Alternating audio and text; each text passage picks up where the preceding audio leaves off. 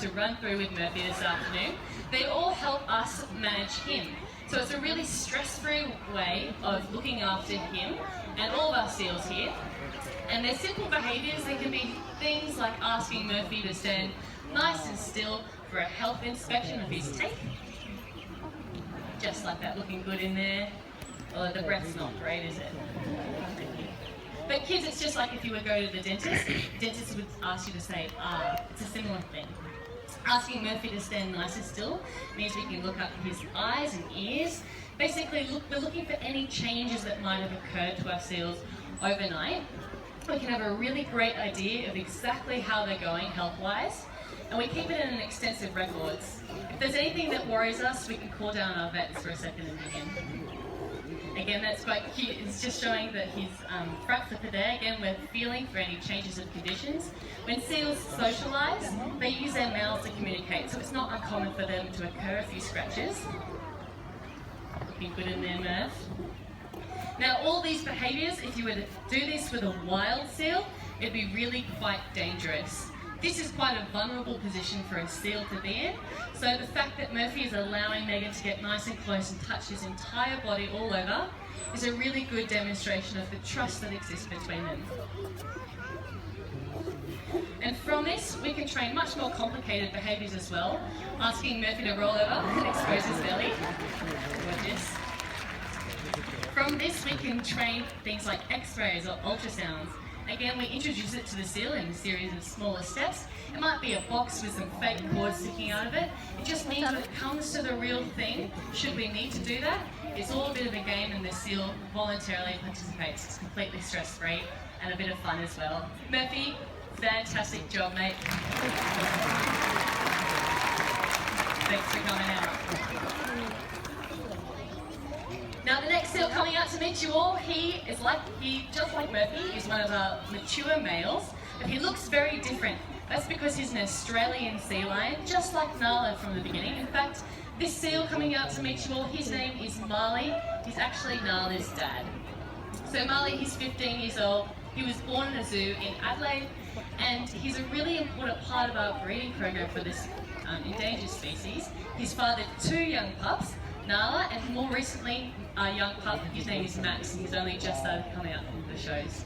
But you'll notice when Marley comes out, he's a lot larger than Nala. Again, that's to do with his age, but also to do with the fact that he is a mature male. He has a completely different colour. He's dark brown. This is everyone. This is Marley.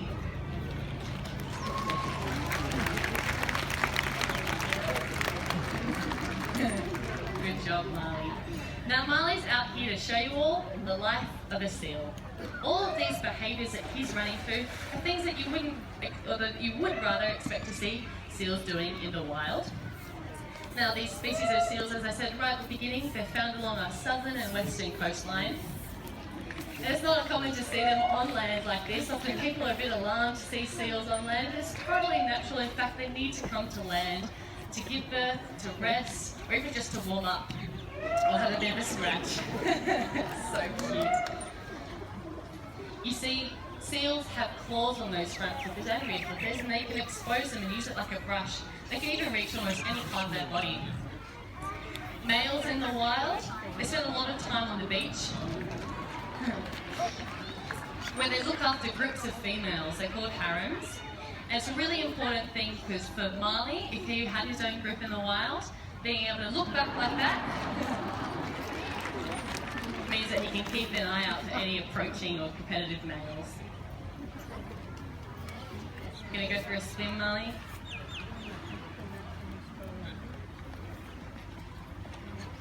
Now this is quite impressive. Swimming like this is actually a natural behaviour. It's called bowing or porpoising. You see it in seals, dolphins, and even penguins. It's a really energy-efficient way of swimming. Every time Marley jumps out of the water, he's grabbing a quick breath of air and keeping up that terrific speed. Good job, Marley.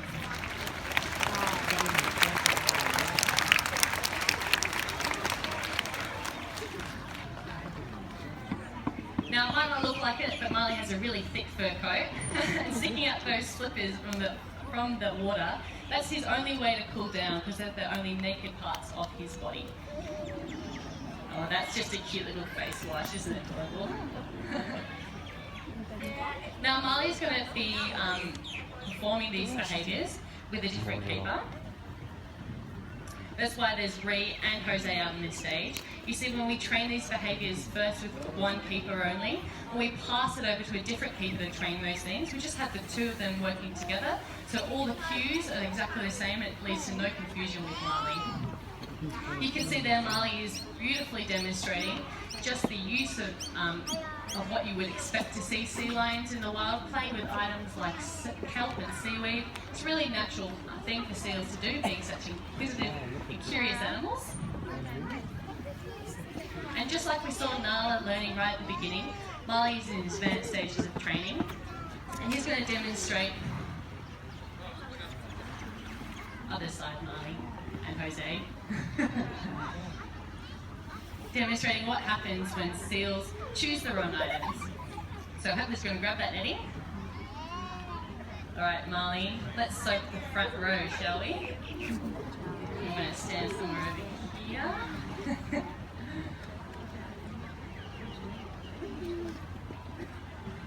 Again, while this is a little bit of fun, it is just demonstrating just how intelligent seals are, and they'll take the opportunity to shake out a free meal.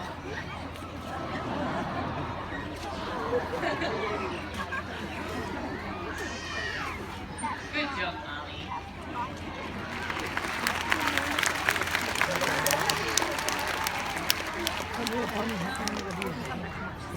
If seals do choose these items and if they get trapped or entangled, unfortunately the netting simply doesn't grow with the seal and it can lead to quite a sad ending. But lucky for us, Marley's just a great actor and he's got Jose to help him out. Fantastic job, Marley.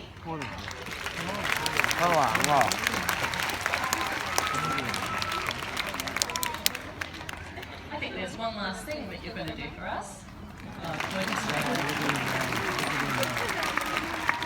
Thanks, Marley. Thanks, Jose. He's pretty impressive, right?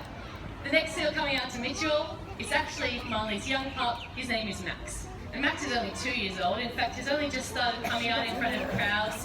He's absolutely gorgeous. You notice, although he's a male, he looks very much like his sister Nala. That's because he's still at a young pup stage. When he reaches about 4 or 5 years old, he'll shed that beautiful coat that he has, and he'll turn a dark chocolate brown, just like his father. And when he reaches about 10 years old, which signifies his maturity for breeding, he'll get that gold cap on the back of his head as well. Now, when Max comes out, you'll notice we still are using a few really important tools in his training. They're just really simply directional tools. We call them targeting. You might have seen our seals doing it already. It's when we present a closed or an open fist to our seals, they know that they need to present either their nose or a different body part to that. Everyone, this is little Max.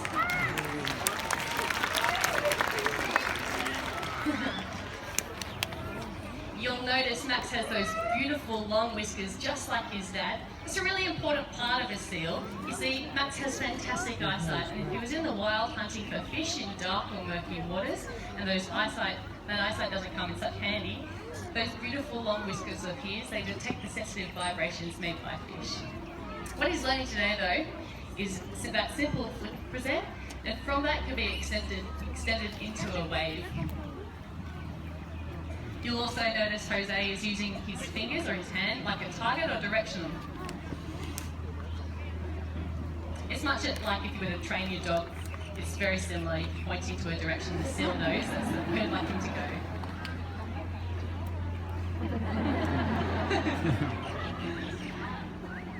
Again, you'll notice the use of the bridge, it's that whistle blow. You'll hear it at the exact moment that Max has done that behaviour that we've asked him to. Whether it be as simple as just directioning him or positioning him into a... He says, not today.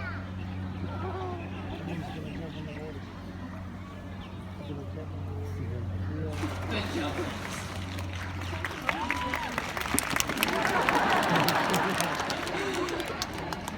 All of our training with our seals. It takes such a lot of time and trust. And Max, even at his small size, he won't do anything he doesn't want to do. We really take it at his own pace. The form of training that we use, you might have noticed, it's called positive reinforcement. Every time Max has presented the behaviour we've asked, he's presented with a fish. And anything that's unwanted, like him running away after walk there, it's just simply ignored and wait for him to have an opportunity to come back and refocus. Good job, Max. This is another part of his training. Big squid treat, huh? Now we're asking Max to jump into the water. Yeah, he's not silly. He knows he can jump in from a lower level. We saw Bondi learning this. Bondi is still in his early stages. We're just getting Bondi comfortable walking up there. But then once Bondi is comfortable getting all the way up there, we will ask him to jump in from that height. Again, it's not something that's too abnormal at all.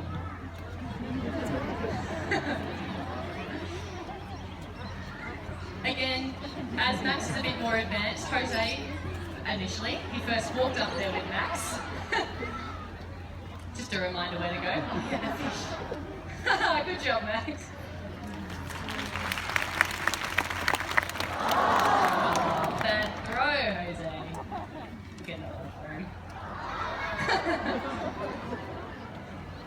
It's just not going to plan today, is it?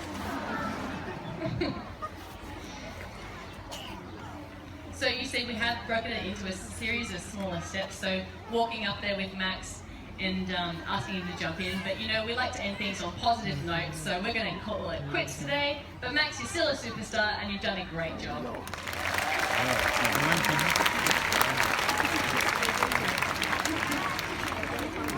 Folks, it's our hope in that in you meeting our seals today, you walk out of Seal Theatre with a bit more love in your heart for these beautiful, beautiful animals. What you may not know is that seals in the wild, they're finding it harder and harder to find their next meal.